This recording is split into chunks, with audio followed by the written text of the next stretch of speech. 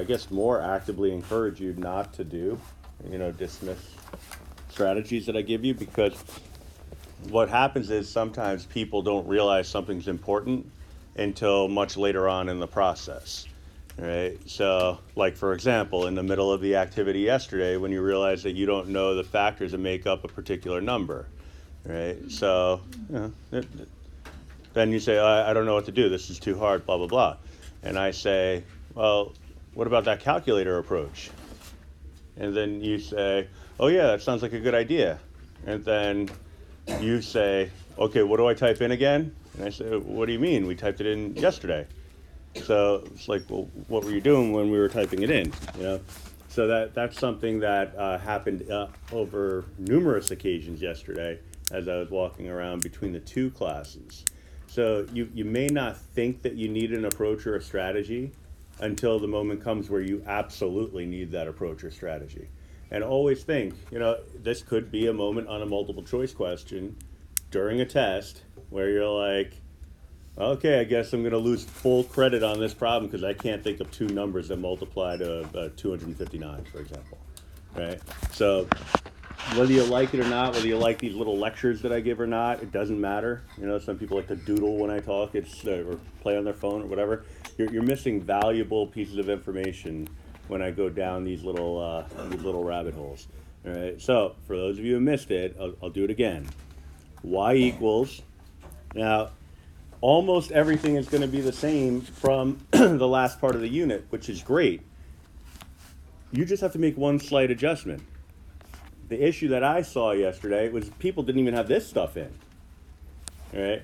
Now, come time for the Regents, we're going to have to learn how to type this stuff in again, because the day of the Regents exam, I mentioned this before a bunch of times, they make it clear your calculators. There's no way around it. All right. So, and if there's any doubt as to whether or not you cleared it, because there's ways to kind of fake it, and the teachers are trained by me to detect whether or not somebody is faking clearing their calculator, they'll pick up your calculator and clear it for you. All right. So they'll first let you do it honorably, and then after that, they'll say, okay, well, we don't trust you, so we'll do it for you. Everything's getting wiped. All right. And so you'll have to, if you want to use these strategies, you'll have to type it in. You'll have to learn how to type it in. And so what most people do is they make a little index card. And on the day of the Regents exam, they just refer to that index card right before the exam starts. Quick memorization. All right, I'm putting this into Y1, Y2, Y3. I can't look at this during the exam, so you're kind of relying on the hope that you're going to remember all that information. And it's really not a great deal of information. Most people have no trouble remembering what they're supposed to put in. It's how to get the Y1 and Y2 that they struggle with. Right? But for this, we don't even need the Y1 and Y2. I need an X squared in my Y1. So I select X. Oh, and by the way, I've seen many people getting the X value by hitting alpha and then whatever it is, ln. It's this key right here. This is the X key. The X, T, theta, N key. The one right next to alpha, that's the X key. All right. The reason why all those other characters are there is because the calculator has 4 different modes. So depending on the mode that you're in, the calculator will present you with any of those 4 symbols. And so we're in function mode. So it'll give you the X. So if you need the X, you hit this key and that comes up. I want a power of 2. I could do it one of 2 ways. I could hit that X squared key, or I could hit that caret key and type in a 2. Caret is the upper triangular thing. All right. Below that is the A over X. I have found that most people seem to not really like the A part of it. They just like typing in the number every time. That's fine. All right, so for this problem, I need an 800. 800 divided by X. Those are my 2 key columns when it comes to simplifying radicals. All right, so the benefit of using this approach is if I needed to go back to factor a trinomial using the X chart, which, with the more experience you get with that, the less and less you need a calculator, but until you get there, this is a good resource. All you have to do is go in here and wipe out the X squared and replace it with an X. All right, so you're only changing the Y1. All right, so it becomes pretty convenient. So anyway, I'm going to go into my table, and I'm going to look for just going down my list, I'm going to look for the first perfect square value that is in my y2 column, all right? Because it's going from largest to smallest, it's set up for success, all right? Because what you need to find when you're simplifying a radical is you need to find the largest square root factor that divides evenly into a particular number, definition of a factor. And so since these are organized from largest to smallest, that's exactly what it's going to give you. Now, you may not recognize 400 as a perfect square. You may have to scroll. You may have to scroll down. If you need to scroll up and down, your best bet is to go into your X list and hit the up and down arrow. I can just go like this, though. It doesn't take too long before you realize that 400 is a perfect square. You see in the Y1 columns all the perfect square values. In the Y2 column, you're just looking to basically cross-reference. You want to see if any of those perfect square values in your Y1 column fall into the Y2 column, but you want the largest one. All of it. How do you get the Y1 and Y2? Y1 and Y2 you get by hitting alpha trace. So alpha trace option 1 and alpha trace option 2. All right, so we now know that 400 is the largest number that divides evenly into 800. That is a perfect square, right? Now I'm only focusing in on the 800 at this point. We'll worry about the 6 later. So I always put the perfect square value first, which in this case is the 400, and the non-perfect square value afterwards. If you go to simplify, and I saw this happening a lot yesterday, if you go to simplify and you see that your two factors are each perfect squares, it meant that your original number was a perfect square to begin with. What that means is, okay, you wasted a little bit of time, but you'll figure it out anyway. But what it really, really means is that you could have just typed square root of that original number in your calculator and gotten the answer straight away. Right? It happens with the weird ones like square root of 121. You know, that doesn't always resonate with people. Square root of 225, square root of 169. You know, something like square root of 400, you should look at and say, well, that's 20. But, you know, if you see something like the square root of 40, that's not a perfect square, but you see the 4 in it, so maybe you kind of mistakenly think that. Right? It's got to be a multiple of a perfect square. Right? So I have a 20. The radical 2 I can't do anything with. I'm going to bring down that 6. Coming along for the ride.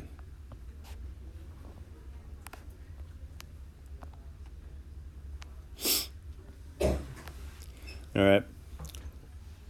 Regular numbers, so the non-radical values, they could be multiplied. You can't take one of those regular numbers, the integer values, and multiply them by a radical. So I can only multiply the 6 by 20. That'll give me 120. But I still have that radical 2. Now I can multiply a radical by a radical if I wanted. Like if I had radical 2 times radical 4, I could make that radical 8. It would kind of defeat the purpose, but that is something that's legal. But as it stands, this would be our final answer. All right. So what we're going to learn how to do here is simplify radicals that have fractions in them or are parts of fractions. So a quotient with a square root in a denominator is not simplified. Simplify these expressions, multiply by a form of 1 to get a perfect square radicand in the denominator. This process is called rationalizing. All right.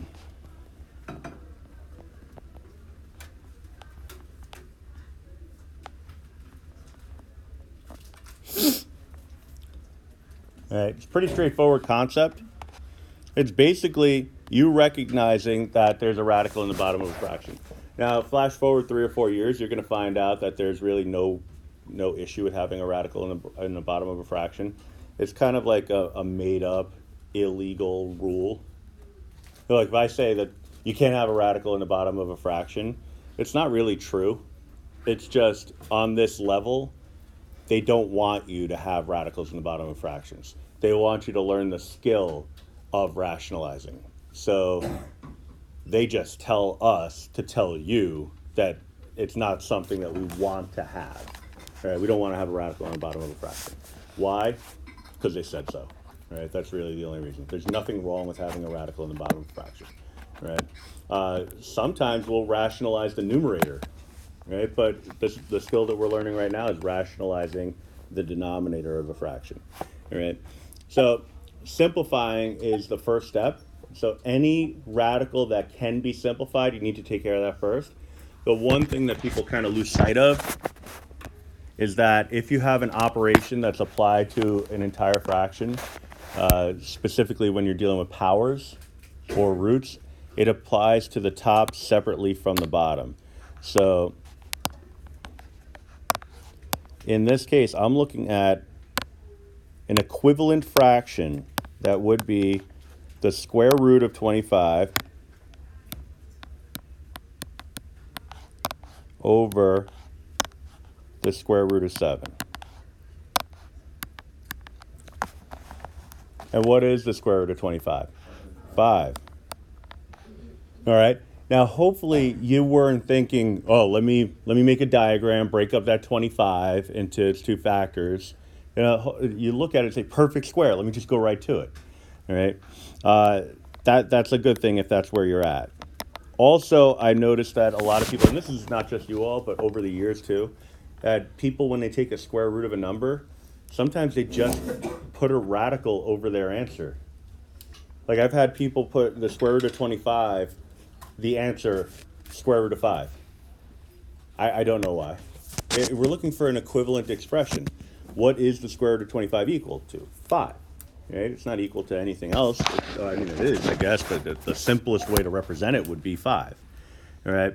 Here we're not done because what we're asked to do is rationalize the denominator. So the process is kind of worded funny, but what it's asking us to do is multiply by a fraction that we know is equal to 1. All right, but we're not going to multiply by 1 because that's not going to do anything. All right, we're going to multiply by a fraction that would reduce to 1. That fraction should help us eliminate the radical in the denominator. All right, so a fraction is equivalent to 1 if its top and bottom numbers are exactly the same. All right, so if I wanted to get rid of that radical 7 on the bottom of the fraction, what radical do you think I might want to multiply this fraction by top and bottom? 7 over 7. Radical 7 over radical 7.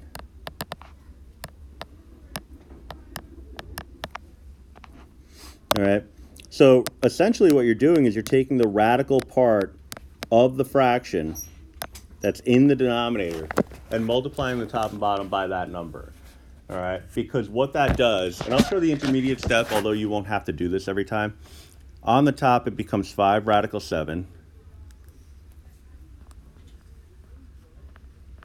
Because, I mean, we're thinking in terms of, I mean, just think like terms. I mean, it doesn't quite fit into that umbrella, but when you're multiplying radicals, it's fine. When you're multiplying non-radical values, so rational numbers, it's fine. But when you start intermingling, if you multiply a radical by a non-radical, then you actually just have to represent them as values adjacent to one another. Right, so you can't actually carry out the multiplication. So long story short, this would not be the square root of 35. You could not write that. Right, it's just 5 radical 35. But on the bottom, we're multiplying two radicals, so it would be just one big radical, 7 times 7, 49. By multiplying by the identical radical, we're guaranteeing a perfect square.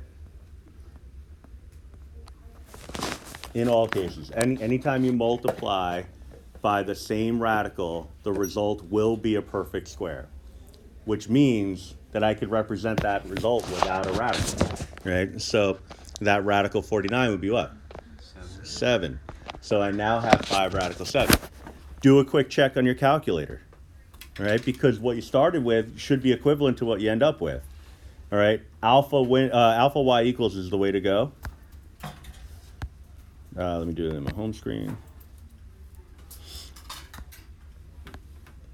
Just type in what you started with, the square root of 25 over 7.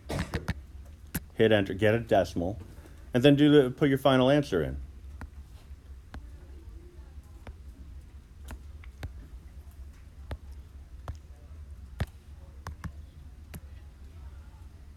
Mwah, mwah, mwah. Oh, dang it. It's right, I just typed in the original problem wrong.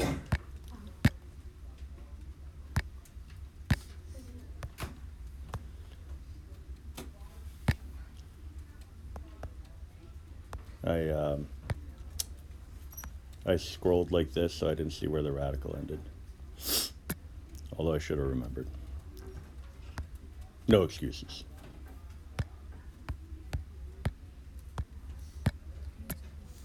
Yeah, so they're equivalent, right? The benefit of using the calculator approach, I mean, it's not going to give you the simplified form of the answer, because you know the calculator has a math frac key. It'll convert into fraction form, simplest fraction form, but it won't convert into simplest radical form. But if you're in a jam when you're dealing with a multiple choice question, you know, it says which of the following is the simplest form of the given question. You could take the original problem, put it in your calculator, get a decimal, and then take your choices, put them in the calculator, get decimals. That'll at least help you eliminate the ones that aren't equivalent. And then maybe it's a 50-50 instead of you know, 1 in 4, 1 in 5 chance. Right. Some of them could be a lot more challenging, but then some of them could be not that at all. Like, for example, number 5. So if you can multiply two radicals, you can certainly divide two radicals, right? Right. So if you're thinking instinctively, well, let me do what we just did. I got a radical in the bottom of the fraction. Let me multiply top and bottom by radical 4. That'll get the job done. I'll just kind of talk you through what would happen. You'd get a radical 48 on the top, which you would then have to simplify down as a product of radical 16 and radical 3. The radical 16 would become a 4. The radical 3 stays put. You'd have a 4 on the bottom. The 4s would cancel. You end up with radical 3. Sounds wonderful, about 4 or 5 steps. What is 12 divided by 4? Okay. How about that? Right? So the simplest approach is probably the correct one. Right? So don't overcomplicate things. Just because you see a radical in the bottom of a fraction does not mean you have to use the technique I just showed you. Your ultimate objective is to try to get rid of that radical in the bottom of a fraction, right? While also simplifying the radical. So you might have looked at it a different way and said, well, wait a minute, the square root of 4 is 2. Okay, that's fine. Now play that out logically. The square root of 12 needs to be broken down. Product of the square root of 4 and the square root of 3. Square root of 4 is 2, which would then cancel with the 2 on the bottom, and giving you the radical 3. It's still going to take 2 or 3 steps, as opposed to 12 divided by 4. All right? So these are things that you want to keep in mind. Obviously, some of them more complicated than others. All right? Let me do a jazzier one for you, or with you, or whatever. Something with a little bit more oomph. So let's take a look at number 20. So 20, we have the square root of 8 over the square root of 6. Now, square root of 8, and the more experience you get with this, the easier it's going to be able, it will be for you to see that something is or can be simplified. I look at 8 and I immediately see something that can be simplified, because I know my multiples of 4. And I know 4 is a perfect square. So I look at 8 and I say, okay, I could break that down. But the next question that goes in my mind is, well, should I? Should that be my first step? Right? Or should I hold off on that? Because my thinking is, if I'm going to have to simplify, it does it matter if I do it in the first step or the third step? I don't know. I'm always fearful that if I simplify in the first step, when I rationalize, I may have to simplify again. And maybe I can consolidate and make it only one simplifying part of the process. Right? So in this case, what I'm going to do is I'm going to look to rationalize first. I'm going to multiply top and bottom by radical 6. That's going to give me what on top? 48. Rad 48. On the bottom? Radical 36. All right. Now we can skip that step because we know radical 36 is going to be what? 6. All right. When you multiply two identical radicals, it's just the result is just the radicand. All right. So you can kind of rely on that. Like if I said radical 5 times radical 5, the result is 5. You could show the intermediate step if it's something you're not really comfortable with yet, but it's something to kind of start thinking about, okay, I can streamline this a little bit. If you could eventually make this a 1 or 2 step process, even for the more complicated ones, then you're where I would like you to be. All right, now that 48, now admittedly more complicated to simplify the 48 than the 8, but not impossible, especially with the technology. All right, so maybe you don't know the factors of 48. By the way, 48 is a very popular question, not only on my quizzes, tests, etc., but also on Regents exams and standardized tests like SATs, ACTs. It's very, very popular. All right, because people very frequently see, okay, well, I know 4 goes evenly into 48, so that must be the breakdown, 4 and 12. But when you look at it more carefully, I really scrolled the living daylights out of this. You look at it more carefully, you could see a better option. What's my better option? 16. So we have square root of 16 and the square root of 3. All right. So, and this goes back to something I was talking about, I think last week, where I was saying that, you know, in elementary school, they really focused on multiplication tables through 10, got really good at that.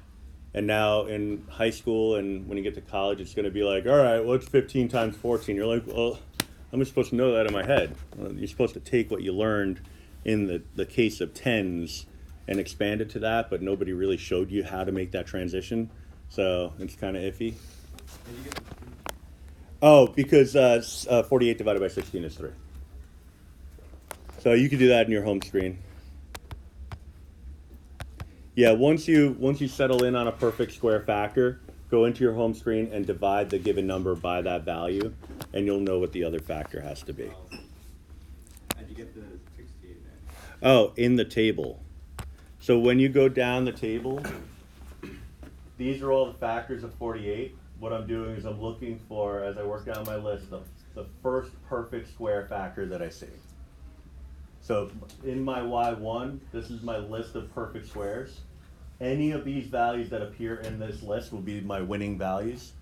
So I see I have a 16 here, it matches with that, so this is my winner. So that's the one I keep. All right, we always want the largest one.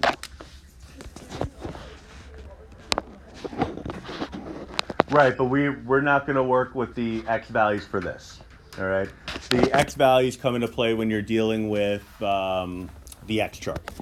All right, so we're only focused for this. It's kind of a weird way to think about it. We're using it differently than we did the other tables.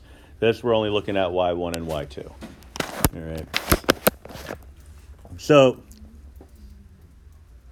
square root of 16 for square root of 3 we're stuck with. So we're looking at 4 rad 3 over 6, not completely simplified yet, because I can break down, I'm done with the radicals though, which is good news, but I can break down the fractional values. 4/6 is the same as what? 2/3. So replace the 4 and 6 with a 2 and 3, leave the rad 3 the way it is, and that would be your final.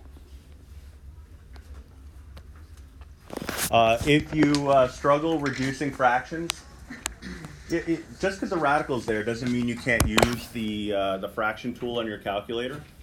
Just ignore the radical. You know, the calculator automatically reduces fractions for you. So all you have to do is just type in the fraction that you want to have reduced. So we have 4 over 6.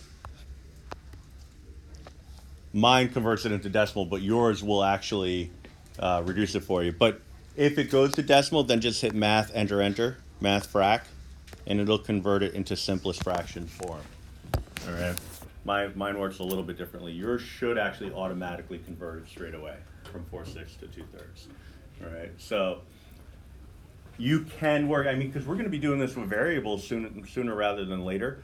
So what if I had something like 4x over 6? Same deal. Just ignore the x. 4 pi over 6. Ignore the pi. Reduce the fractional values around it, and then just slap that variable or the whatever it is, the radical, the irrational number, back onto the fraction. All right. So this is really, really kind of falling into the category of this sign here where I was talking about the polynomial stuff. My sign is in danger of falling off. I put this up the other day. Importance of mastering factoring in Algebra 1. Of all topics covered in this course, factoring polynomials is probably the most important.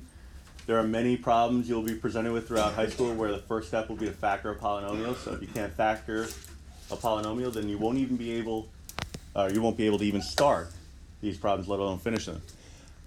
Part of factoring moving forward is going to be reducing radicals, simplifying radicals. So this is all part of the fun, right? This is not something that you can kind of put aside and hope for the best. All right, you got to get good at this. Right, this unit is the tipping point. Right, this is the beginning for the rest of the way. You got to get good at this stuff sooner rather than later. All right.